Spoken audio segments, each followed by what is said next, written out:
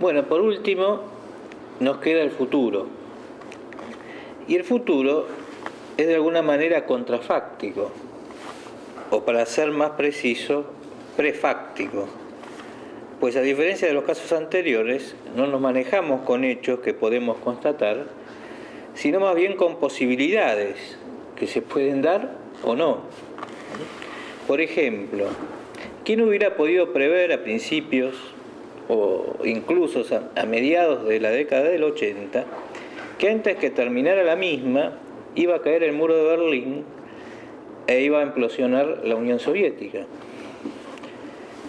Justamente este hecho modificó el panorama mundial y así surgieron algunas visiones, a mi modo de ver más o menos simplistas, como las que presagiaban el fin de la historia con el triunfo del modelo liberal capitalista, como es la conocida visión de Fukuyama, o el indefectible choque de civilizaciones, especialmente entre Occidente con el mundo musulmán, que plantea Huntington, entre otros.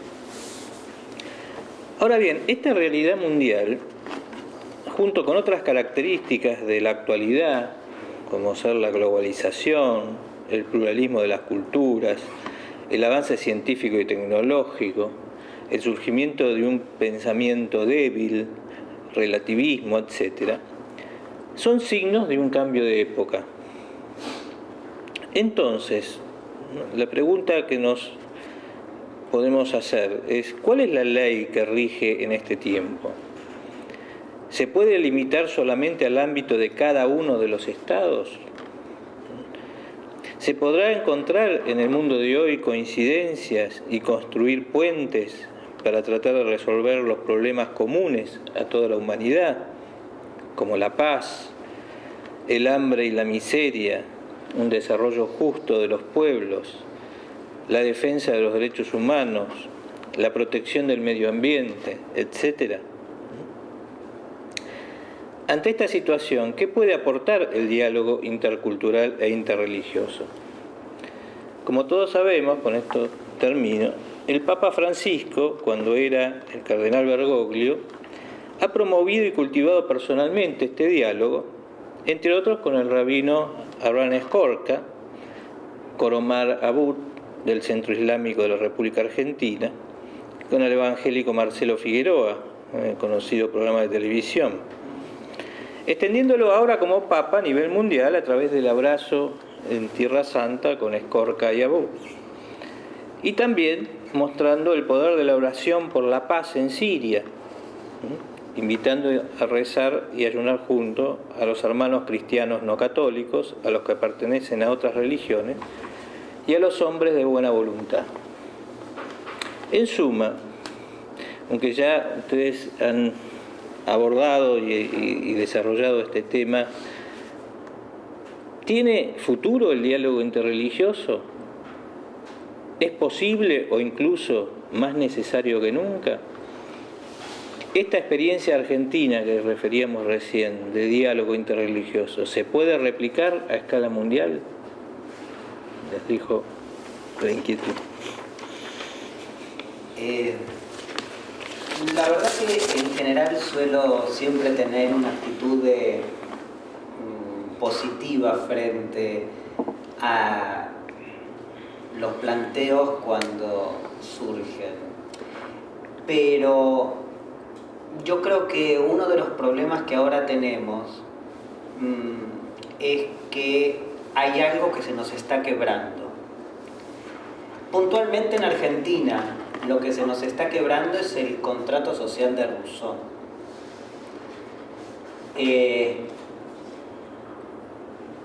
El Estado que garantizaba salud, educación, justicia, hoy no lo puede garantizar. Lo vemos a diario en las noticias. Se habla de derechos humanos que son importantes. Yo me pregunto si el derecho humano al agua potable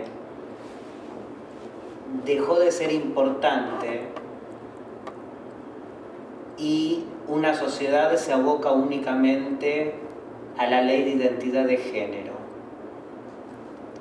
Entonces, más allá de las opiniones que podamos tener respecto de la ley o de los fundamentos de la ley de identidad de género, yo digo primero lo primero,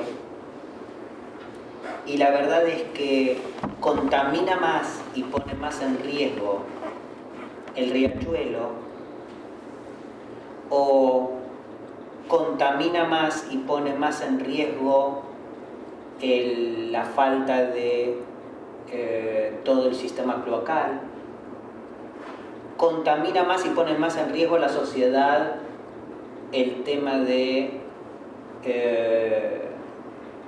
la inseguridad pública y aún la inseguridad jurídica. Vemos, a mí me han enseñado, un juez habla por sus sentencias y me sorprendo cuando un juez aparece en todos los canales de televisión. Puede que, como toda persona, cambia, y todos podemos cambiar, es un derecho que nos asiste, reflexionamos, cambiamos, pensamos, pero la magistratura judicial impone determinadas reglas. Si le gusta o prefiere dedicarse a ser un panelista jurídico, puede serlo, pero no en calidad de juez. Entonces, si los que tienen la responsabilidad de dar el ejemplo no pueden dar el ejemplo, el que tiene que aprender, ¿qué aprende? El no ejemplo, la conducta disvaliosa. Como el sistema está en crisis y el ser humano está en crisis, en el sentido de, como bien en algún momento se mencionó aquí, el desencanto del hombre, el hombre que tiene sus ojos velados, o como alguna vez, yo siempre lo cito porque me gusta y quien me conoce sabe que lo voy a mencionar, Martin Buber, cuando hablaba del eclipse de Dios, que era la respuesta de Buber a Nietzsche, que Nietzsche había dicho: Dios ha muerto y habrá de surgir un superhombre que pueda guiar a la humanidad, el más apto, es decir, la guerra de la jungla, sobrevive el más apto. Eso no tiene nada de humanitario, no tiene nada de sensible, no tiene nada de espiritual, y es andar en este mundo a los empujones y a los golpes. No es para eso que el mundo fue creado. Buber lo que dice es que en realidad, a diferencia de lo que piensa Nietzsche, Dios no ha muerto. Dios está, el hombre no lo puede ver. Entonces ahí viene la gran pregunta: ¿dónde nos colocamos nosotros como seres humanos? Si únicamente echamos mano de la racionalidad y perdemos el sentido espiritual y trascendente de la vida, entonces estamos poniendo en riesgo nuestra propia existencia en cuanto a especie humana, porque estamos aniquilando lo que nos diferencia del reino animal. El animal tiene instintos, nosotros somos los que tenemos sentimientos. Y si en aras del éxito dejamos de lado los sentimientos, dejamos de tratar de entender al otro, dejamos de tratar de buscar puntos de encuentro, sumado al hecho de que hay una crisis política donde en muchos países el Estado no cubre las necesidades para las que se comprometió o para lo que fue fundado a partir de la Revolución Francesa, yo digo que al hombre lo salva el hombre. no lo va a poder salvar el sistema. El sistema es producto de lo que los hombres armamos. Las máquinas no nos salvan. Las máquinas las inventamos, los que pueden, no es mi caso, para que nos sean útiles. Pero si nosotros depositamos en la máquina la solución, es como el caso típico de se cayó el sistema. Y se cayó el sistema y estamos peor que Adán y Eva después de haber comido del fruto perdido, porque no solo nos sentimos desnudos, sino que nos sentimos ya prácticamente fuera del planeta Tierra. Se cayó el sistema. Y el ser humano no tiene recursos. Entonces, ¿hasta dónde somos presa de lo que inventamos? ¿O hasta dónde estamos por encima de lo que inventamos? Tenemos la ciencia para que sea noble y ennoblezca al hombre, o tenemos la ciencia para terminar esclavizados a la ciencia. Es decir, tengo la medicina avanzada, a Dios gracias, para salvar vida, o tengo la medicina avanzada para poder crear un monstruo humano. Y claramente cuando hablamos de monstruo humano le quitamos todo el sentido de sensibilidad. Con todo, yo recuerdo que el judaísmo comienza con Abraham, que en el capítulo 12 del Génesis sale de la Mesopotamia asiática y se dirige, atraviesa el río y se dirige hacia la tierra prometida por Dios. Y hace un tiempo atrás, Juan Pablo II cruzó el río, fue del otro lado de Roma y se encontró con el gran rabino de Roma.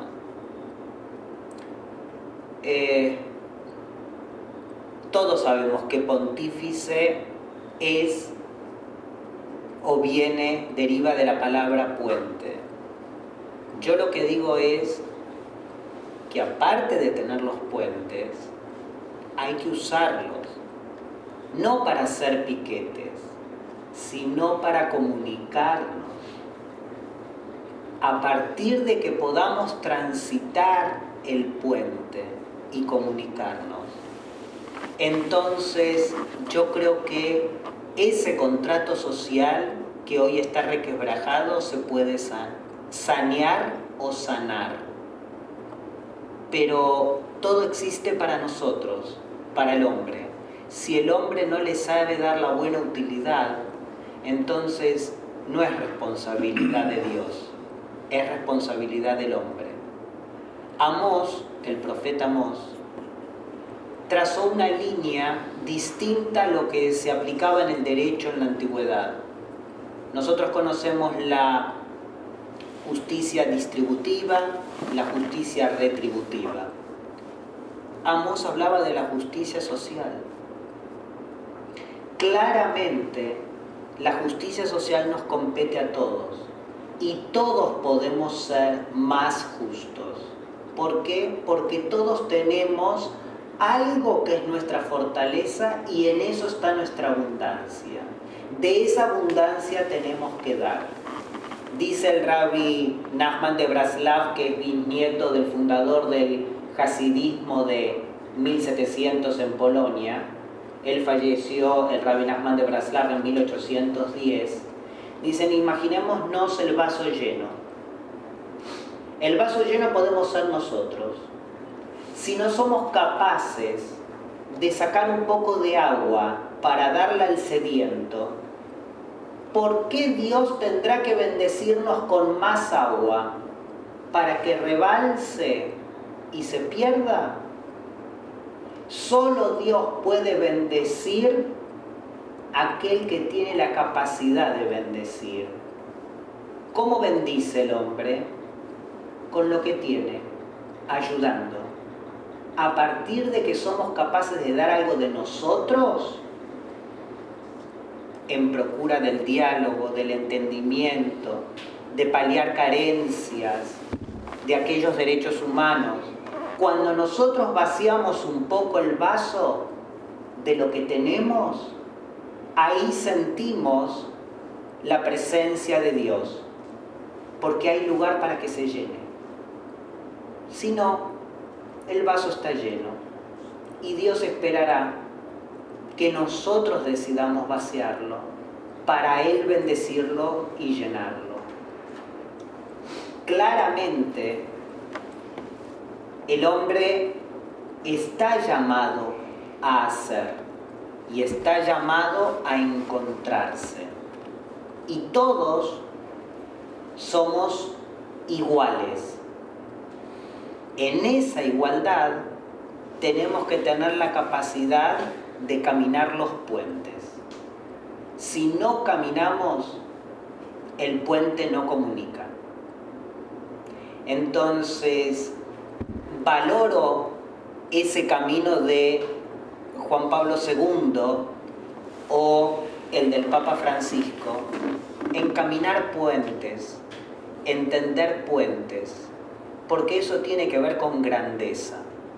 Y lo que acá se hace, a lo que acá a la sociedad le falta, no son personas grandes, sino ejemplos de grandeza.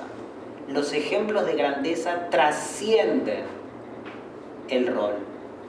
Y nadie hasta el día de hoy se ha olvidado de Juan Pablo II, porque es el ejemplo el que está. Y ese ejemplo de grandeza seguramente no es fácil. Lo bueno nunca es fácil. Lo bueno automáticamente genera temores, adversidades, dudas en muchos. El tema es que uno, si está convencido, sigue adelante.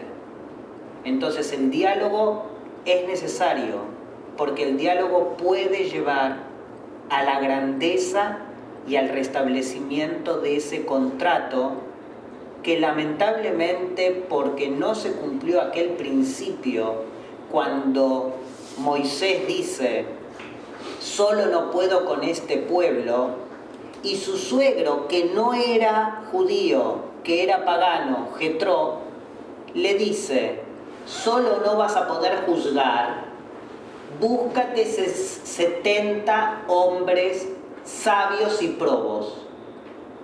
No había facultad de derecho. Primero se necesita ser sabio y probo. Primero necesitamos que haya ética y moral. Después podemos estudiar derecho y ser jueces justos. Podemos recitar la Constitución y no cumplir un ápice. Podemos ser gente íntegra y luego estudiar para ser mejores. Pero en esto necesitamos la materia prima, que es la materia humana. Y Juan Pablo II para mí es un ejemplo importante, porque él vio un sufrimiento que trató no de remediar, sino que trató de hacer otra cosa: liberar. Creo que su tarea no pontifical, sino pastoral, para con él, fue liberarse. Liberarse de todas esas atrocidades que él vio y que no pudo en su momento, o que no pudo en la dimensión en que quiso, cuando tuvo la bendición de Dios para poder dar ese paso, lo dio. Y esos son actos de grandeza. Todos estamos llamados a hacer actos de grandeza, pero tenemos que pensar que en la grandeza a veces vaciamos nuestro vaso. Si no estamos dispuestos a dar algo de nosotros, no hay grandeza, porque no hay grandeza de espíritu. Muchas gracias, Padre. Sí, lo que voy a decir se resume creo yo, en una tesis que es la siguiente, que las religiones tienen un rol fundamental, insustituible, en la misión de salvar la razón en general y en particular salvar la razón pública. Según Benedicto XVI, los avances científicos, dicen Caritas in Veritate, parecen imponer la elección entre dos tipos de razón. Una razón abierta a la trascendencia o una razón encerrada en la inmanencia. Y dice que esta es una disyuntiva decisiva. Pero la racionalidad del quehacer técnico, centrada solo en sí misma, en el fondo se revela como irracional, porque comporta un rechazo del sentido y del valor. Entonces concluye, la razón y la fe se deben ayudar mutuamente, solo juntas pueden salvar al hombre.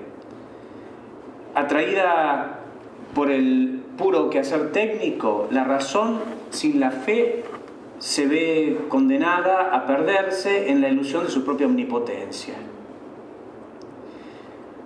La resolución de los problemas relacionados con el desarrollo, que mencionó el doctor Herrera al principio, como la lucha contra la pobreza, la paz, los derechos humanos, la protección del medio ambiente, etc., no pasa entonces solo por respuestas técnicas, sino por la elaboración, dice Benedicto, de un nuevo humanismo. La cerrazón ideológica a Dios y el indiferentismo ateo, que olvida al Creador, corre el peligro de olvidar también los valores humanos. Y eso es uno de los mayores obstáculos para el desarrollo. Un humanismo que excluye a Dios es un humanismo inhumano. Solamente un humanismo abierto al absoluto nos puede guiar en la promoción y realización de formas de vida social y civil que estén protegidas del riesgo de las modas o el pensamiento del momento.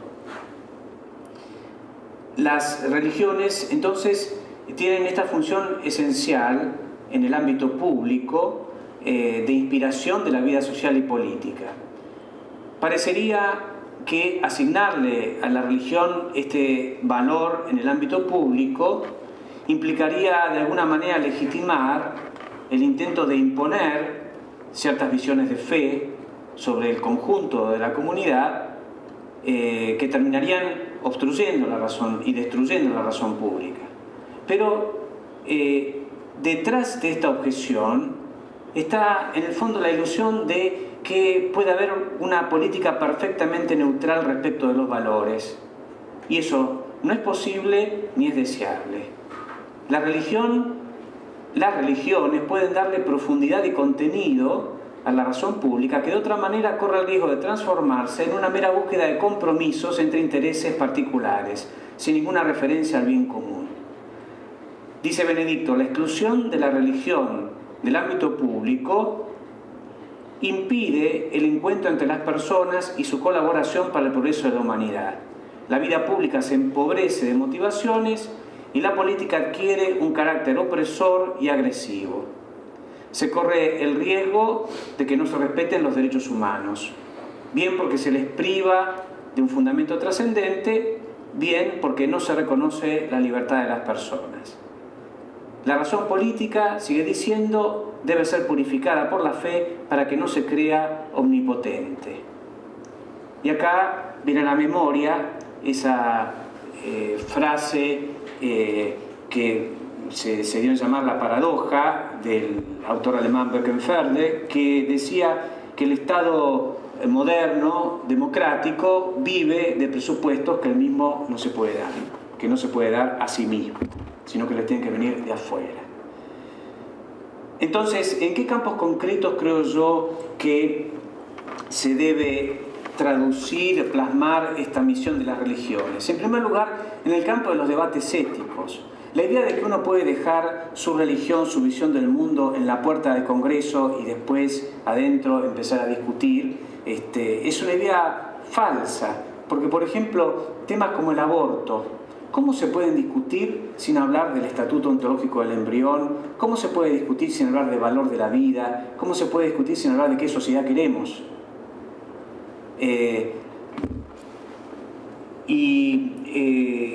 la misma manera, por ejemplo, en el tema del matrimonio homosexual, que lamentablemente todo ha salido así tan rápido y con tan poca discusión, ¿no es cierto? ¿Cómo ese tipo de temas se puede discutir solamente a través de clichés y no poder dialogar sobre el tema de la familia, sobre el tema de la sexualidad?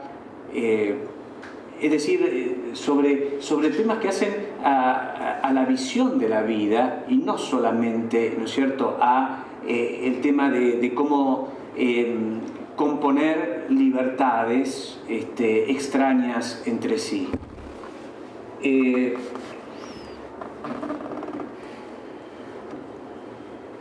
Otro ámbito donde la intervención de las religiones es fundamental es obviamente en la educación. Por ejemplo, la educación en las virtudes ciudadanas. Una democracia no se puede mantener sin virtudes ciudadanas y tenemos que ponernos de acuerdo cuáles son y cuál es su contenido. Yo tengo la sensación de que por desidia, por descuido y por la imposición de ciertos modelos, por ejemplo, una idea muy preocupante de lo que es la militancia, se está dejando de lado lo que es la formación de las virtudes ciudadanas.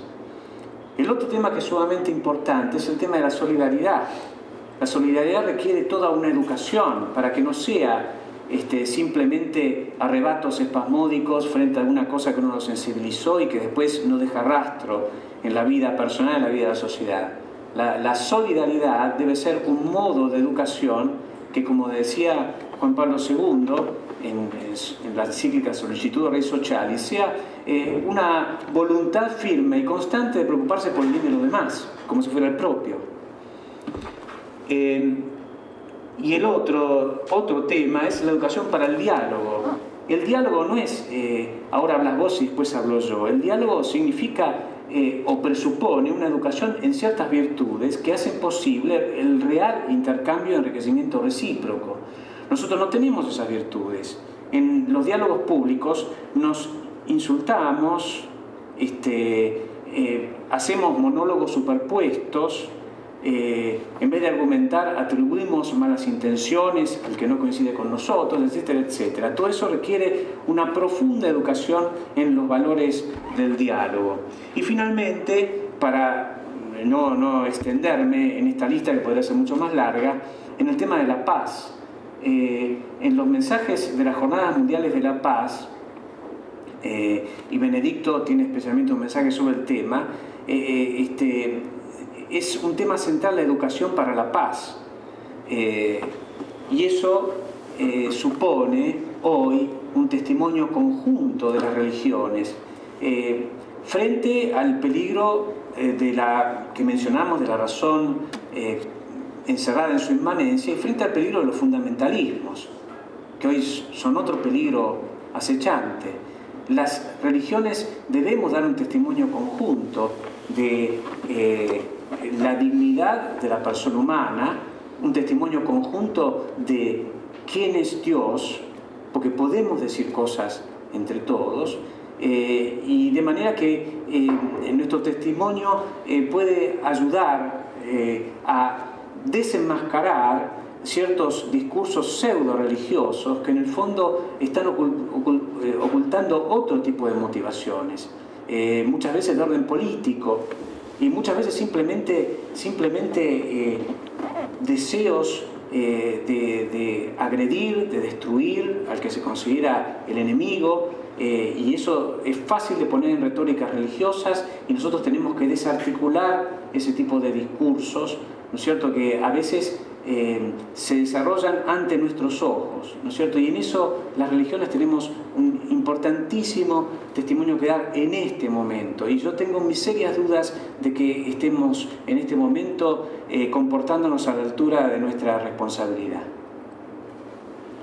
Bueno, muchas gracias a los dos por sus intervenciones. Y bueno, abrimos ahora pequeño espacio de diálogo con los asistentes. No tenemos demasiado tiempo, pero un poco podemos dedicar. No sé si hay alguna pregunta o alguna.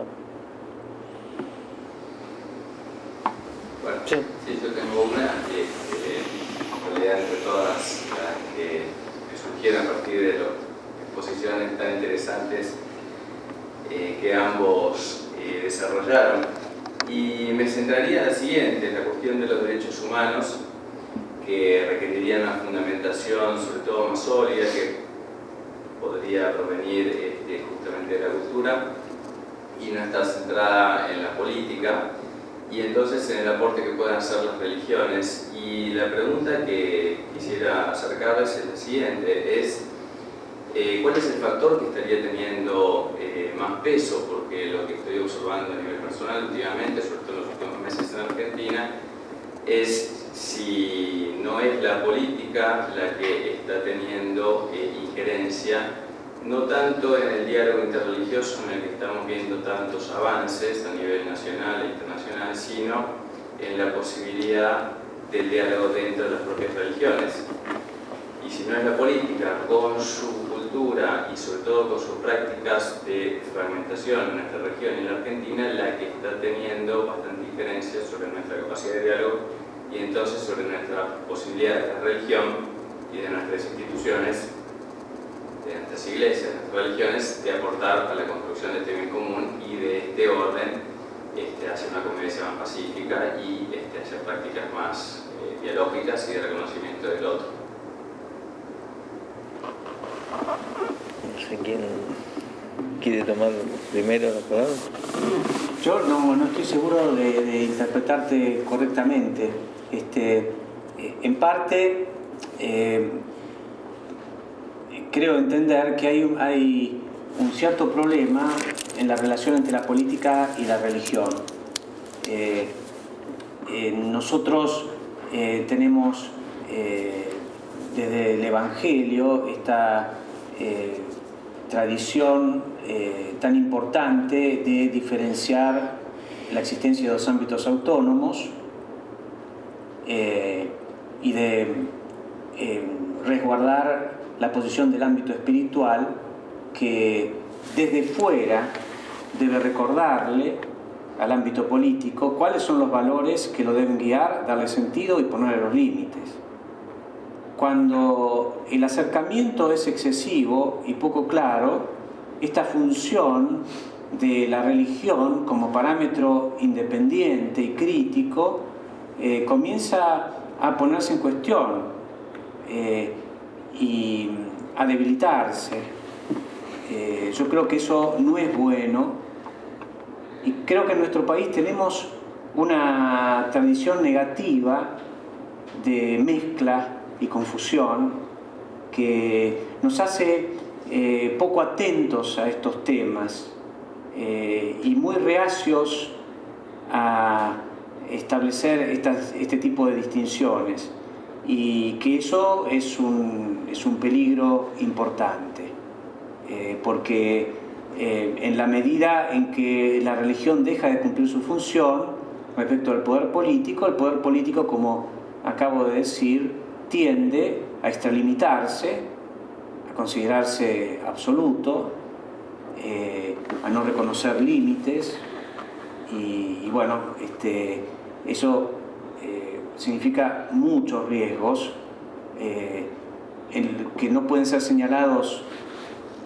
en este caso pienso en la Iglesia, no pueden ser señalados con la claridad que debiera, precisamente porque los políticos son muy hábiles en establecer ataduras. Quienes provienen del ámbito religioso, en ese sentido, pueden pecar mucho de ingenuidad. A veces la Iglesia busca relevancia pública por ciertos caminos que no son los más adecuados. Y por lo tanto, bueno, creo que la historia debe advertirnos, la experiencia pasada debe advertirnos muy claramente sobre este tipo de caminos confusos que en el fondo, aunque prometan ventajas en el corto plazo, en el largo plazo terminan fatalmente mal. Yo quería hacer una reflexión y era la siguiente. En verdad y en lo que corresponde hasta donde yo pude estudiar el tema del diálogo interreligioso, porque entiendo que el diálogo interreligioso apela a la preservación y a la salvaguarda de los derechos humanos. Entre ellos tiene que ver con justamente nada más ni nada menos que la dignidad de la vida, el primero de los principios de los derechos humanos. Si no hay dignidad de la vida, entonces todo lo demás pasa a un relativismo absoluto. Yo me acordaba que justamente el diálogo interreligioso en Argentina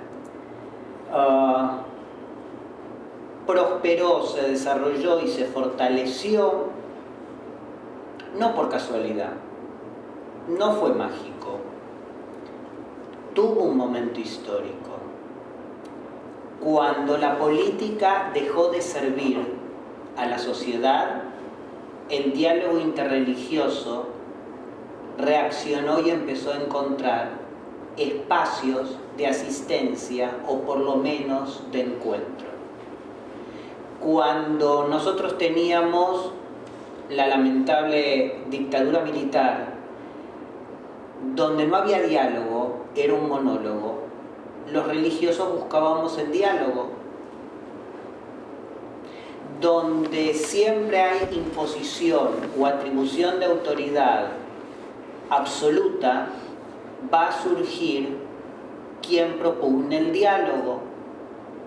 Y en este mundo nosotros vemos que cada vez el diálogo interreligioso crece más a partir justamente de que muchos gobiernos dejan de ejercer la justa autoridad para incurrir en autoritarismo y querer ejercer el monopolio de la verdad.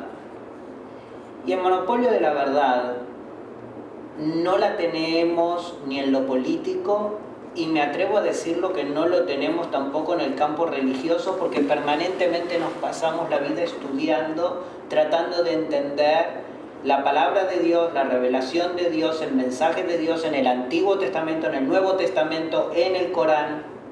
Es decir, si el religioso no hace de su tesoro exclusivo la verdad revelada, porque hay que tratar de interpretarla y reinterpretarla para poder iluminar el espíritu humano, como aquel que no tiene ese conocimiento de un sentido de justicia trascendente o de verdad trascendente, puede por sí solo decir nada más que pulsando en el Congreso qué es lo bueno y qué es lo malo. Hay sesiones que verdaderamente son interesantes, hay otras que dan pena. Cuando la persona deja de... Me acuerdo haber estudiado que la Cámara de Senadores es la Cámara Mayor, el Senado, el senador romano. Miremos si podemos sostener esa dignidad hoy y en nuestro país.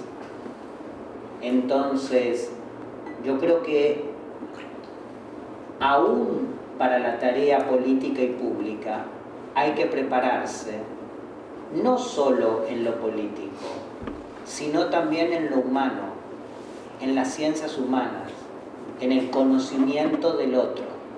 Porque la verdad es que, vuelvo y digo, nosotros no tenemos una sociedad integrada, tenemos una sociedad fracturada donde rige la ley del más fuerte. Entonces, así no se puede proyectar un país, así no se puede crecer, así no se puede vivir. En las Naciones Unidas, por ejemplo, el derecho a la paz es un derecho universal. Hay una corriente a la que yo adhiero que plantea que el derecho a la paz es un derecho individual. No hablo solo de que la paz entre los pueblos. Yo también quiero vivir en paz. No quiero que me agredan, no quiero que me ataquen, no quiero que me sofoquen, no quiero, entre comillas, que me vuelvan loco. Es un derecho humano que yo tengo. Entonces, si no apelamos primero al concepto de dignidad de la vida, luego la discusión de embriones o de fecundación o de matrimonio son, digamos, efectos. Vayamos primero a la causa, primero a la esencia, al neúmeno, después vayamos al fenómeno. Pero si no tenemos en claro la dignidad de la vida, ¿cómo podemos legislar con sabiduría sobre el aborto? ¿Simplemente por una cuestión de conveniencia política? Vuelvo y digo, la política es el mejor sistema, o la democracia es el mejor sistema que pudimos encontrar, pero no es perfecto. A Dios gracias lo tenemos, no es perfecto. Entonces, si no es perfecto, no podemos anular el disenso. Y cuando anulamos el disenso, no hay democracia. Hay autoritarismo. Y así no se construye. Tenemos que decidir si verdaderamente el sistema que nuestra Constitución dicta se vive día a día en el país. Porque si no, el contrato social se resquebraja y cada vez uno desconfía más del otro. Y entonces, por ausencia de una buena política, surge el encuentro interreligioso para mitigar, para paliar las deficiencias del sistema político. El diálogo interreligioso creció en la Argentina en alguna medida en las deficiencias o fisuras del no diálogo político. Eso era lo único que me parecía como interesante, y en ello rescatar, entre otros, la figura de quien fue el fundador de una de las corrientes judías en Argentina, que fue Marshall Mayer. Pocos, como Marshall Mayer, el rabino Marshall Mayer, fundador del seminario rabínico, recibió en democracia el diploma al Libertador General San Martín por la defensa de los derechos humanos. Y si ustedes me preguntan, ¿es un honor que un rabino lo haya recibido? No, es un honor que cualquier persona lo reciba. Y ojalá pudiesen haber más personas que lo hayan recibido. Porque eso hablaría de una sanidad espiritual en nuestra sociedad. El problema es que siempre los grandes hombres son pocos, y acá necesitaríamos muchos grandes hombres. Tengo dos pedidos. Vicente. Muchas gracias. Tengo un comentario y una pregunta. El comentario es que el agradecimiento nuestro es para los tres, porque el planteo inicial fue muy bien puesto y le dio lugar a los otros dos para que hicieran buenos comentarios. La pregunta es la siguiente. El Camilo Minkovic comenzó señalando la ruptura del contrato social y después agregó la idea de la sociedad fracturada. La pregunta, ¿qué ejemplos históricos tenemos de sutura de un contrato social quebrado? Y ustedes mismos nos hablaron de, en el caso argentino, la importancia del diálogo interreligioso. Otro ejemplo que uno puede citar en el orden mundial es el proceso de integración europea. Pero más cerca de nuestra región, ¿ustedes pueden imaginar o recordar algún ejemplo que nos ayude a encontrar el camino de la sutura del contrato social? Sí, hay uno que para mí es interesante y es el tema de la imprescriptibilidad de los delitos de lesa humanidad. Es uno de los pocos temas en que el consenso de los países se pusieron de acuerdo en que esos delitos deben ser juzgados. Eso habla de un saneamiento, eso habla de una altura moral de decir no vamos a ser cómplices ni de lo que pasó, no vamos a ser cómplices de la muerte y no vamos a ser cómplices en hacernos los distraídos. Hay un principio talmúdico que dice Shtikake oda damei, y en castellano se traduce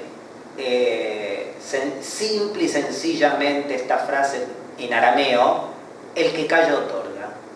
Entonces, esto de la imprescriptibilidad de los delitos de lesa humanidad productos de la Segunda Guerra Mundial tienen que ver con yo no me callo, y si lo veo lo denuncio y que se someta a juicio.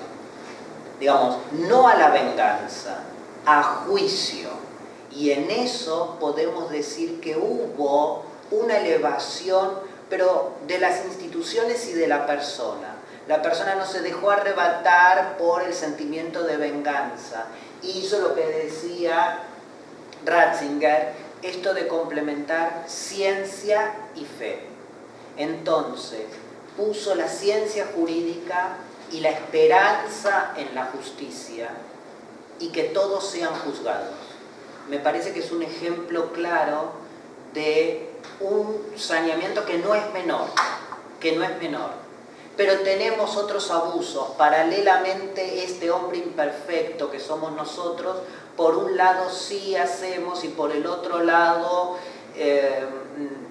omitimos hacer. Digamos, cuando la enfermedad del ébola llega a Europa, entonces se investiga, pero cuando la enfermedad del ébola está en África y no tiene una relevancia económica, entonces hasta que los números no hablen, no cuidamos. Es decir, por un lado saneamos, por el otro lado volvemos e involucionamos. Es la pulsión, lo que llamaba Freud, entre el instinto del hombre en la creación, el instinto de vida y el instinto de muerte, la pulsión de vida y la pulsión de muerte, hacer el bien o hacer el mal. Vivimos en ese dilema permanente. Lo que pasa es que yo estaría contento si pudiésemos tener un sentimiento noble 70% y lo malo bajarlo al 30 o al 20 y dejarnos un 10% de no sé, no dudo, no opino. Pero lamentablemente es que a duras penas llegamos 50-50 veces. Y los que quieren no son a veces escuchados. Los que verdaderamente tienen propuestas de saneamiento. ¿Cuántas ONGs hemos visto surgir en Argentina? Eso habla de un saneamiento en el resquebrajamiento social, con todo lo que pasó en Luján, con todo lo que pasa con las inundaciones en estos días, en estas semanas con el temporal. Eso habla de una conciencia social, habla de un saneamiento. No podemos decir que Argentina, que el ciudadano argentino promedio no es solidario. Es demasiado solidario. Es muy solidario. Nadie entiende cómo después del 2001 a alguien le quedó algo para dar. Es muy solidario. Pero por el otro lado, también a veces caemos en ese egoísmo o en ese no comparto y no establecemos relaciones sanas, como diría Buber, hacemos monólogos, y es el monólogo con el vaso. ¿Qué función tengo yo con el vaso? Me sirvo agua, tomo. Cumplió su función el vaso, tomé agua, ya está, no me interesa más el vaso. Ese es el monólogo. Me sirvo de algo y no hago más que nada con eso. Si eso yo lo hago con las personas, perdimos. Porque yo no aprendí, ni él pudo aprender. Si empezamos a relacionarnos desde un sentido de humildad, entonces ahí Buber habla de que esa relación es diálogo.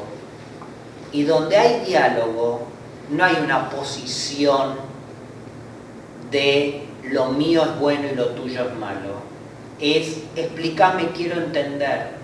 No para cambiar, sino para conocerte mejor y compartir más. No quiere decir con que tengo que dejar lo mío. Yo creo en lo mío, pero ¿qué hay de malo en conocer lo del otro? ¿Tenemos que ser tan ermitaños? Vivimos en rascacielos, tenemos edificios con helipuerto y parece que vivimos en la época de la caverna. Yo quisiera agregar una pequeña cosita, que es la siguiente. Si te entiendo bien la pregunta, ejemplos, uno podría citar muchos, cercanos, los de Chile y los de Uruguay. Lejanos, por ejemplo, España después de la Guerra Civil, Italia después de la Segunda Guerra Mundial. Los derechos humanos tienen una enorme importancia en sanar las heridas y en volver a integrar la sociedad. Lo que pasa es que en nuestro país, en los últimos años, ha sucedido algo que no ha sucedido en otros países, que es los derechos humanos han sido cooptados por un partido político, una ideología política, y eso es lo que ha ensuciado, contaminado esa bandera. Y una de las consecuencias es que hoy esa bandera no nos está ayudando a integrarnos como debería, ¿no es cierto? Porque no ha habido cuidado en eso, la sociedad no ha cuidado esa bandera que es la que puede unir a toda la sociedad, ¿no es cierto? El respeto de la dignidad humana.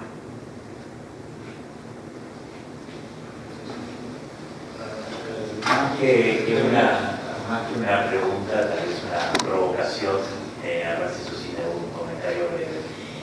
A mí me parece que faltó en este diálogo la referencia, en el contexto de una sociedad post-secular, a sectores de la sociedad, de la inteligencia y de la política, que pertenecen a lo que podríamos denominar muy genéricamente una línea de laicismo fundamentalista, que tal vez en muchos casos es el que más ha cuestionado el Estado de Derecho en América Latina. O sea, realmente la palabra fundamentalismo uno naturalmente lo asocia a lo religioso, pero la historia nos ha mostrado que hay un fundamentalismo muy fuerte que emerge o está fuertemente vinculado a sectores laicistas dentro de la cultura occidental, por lo menos.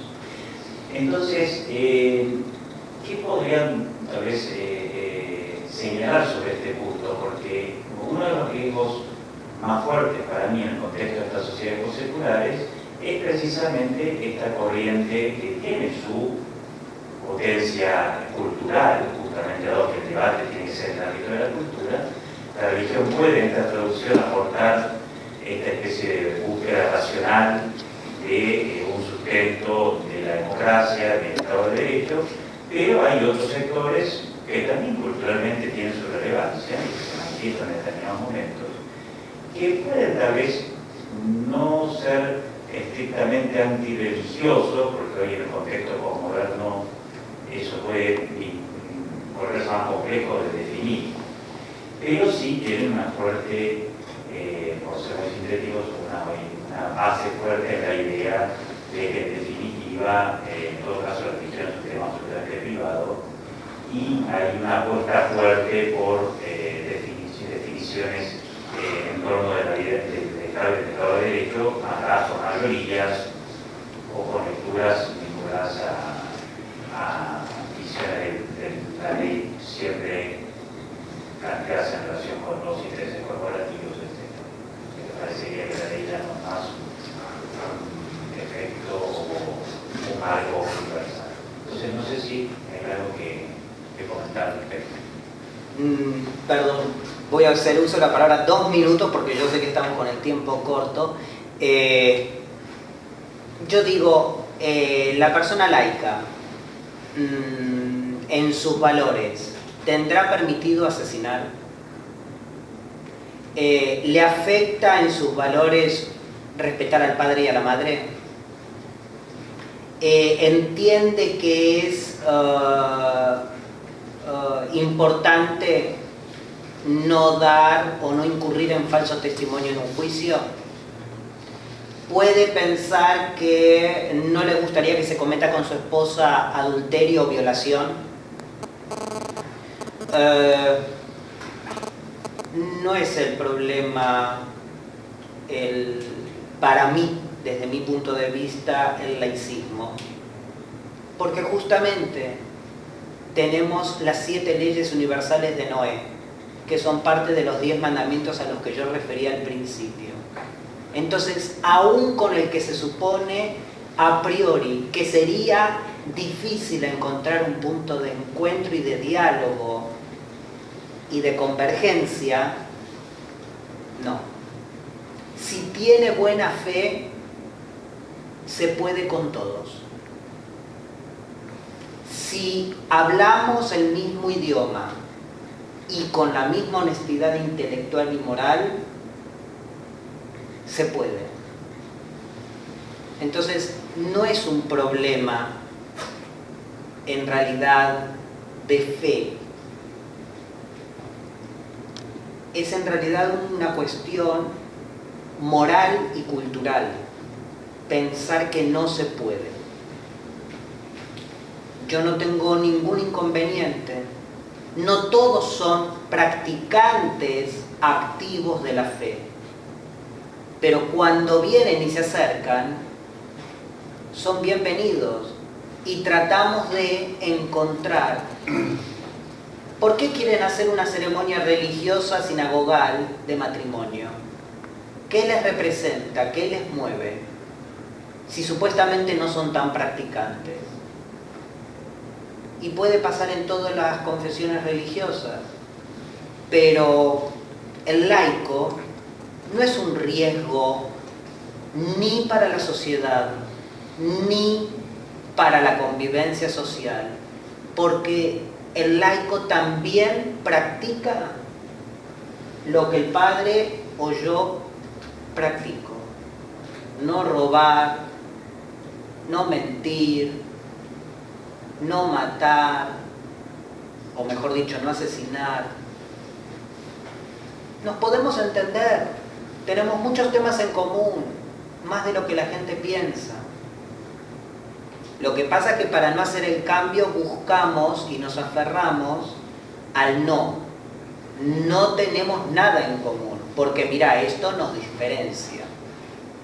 En realidad podemos ser proactivos y pensar qué nos relaciona más que qué nos separa. Y si somos proactivos, hay diálogo.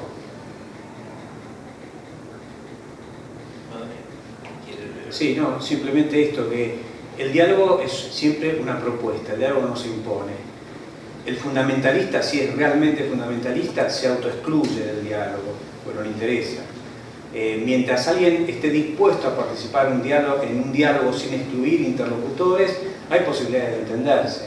En el caso del laicista, el que aboga por la neutralidad del sistema jurídico, hay posibilidades racionales de mostrarle la inconsistencia de esas posiciones, ¿no es cierto? Y cómo los valores o se reconocen o vienen de contrabando en las argumentaciones aparentemente neutras. Así que no, para quien esté dispuesto a participar del diálogo público, eso no es una dificultad insalvable. La dificultad es no querer incluirse, ¿no es cierto? Eso no hay remedio.